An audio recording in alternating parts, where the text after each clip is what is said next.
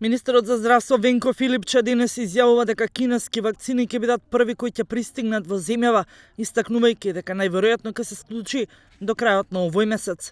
Ние сме во завршна фаза од преговорите и практично во месец февруари првата количина на вакцини која ќе пристигне во нашата земја ќе биде кинеската вакцина.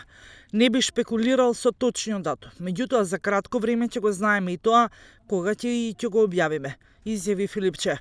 Првиот човек на македонското здравство порача дека станува збор за 200.000 вакцини кои треба во земјава да пристигнат до крајот на месецов.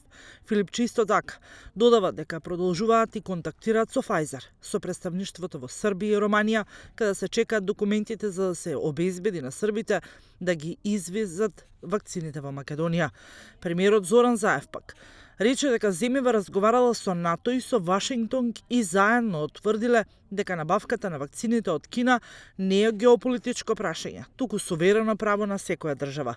Правиме обиди да набавиме вакцини од секаде каде што ни се достапни. Оваа недела ќе се заокружи постапката за некаде од 10 до 15 февруари да добиеме и кинеска вакцина.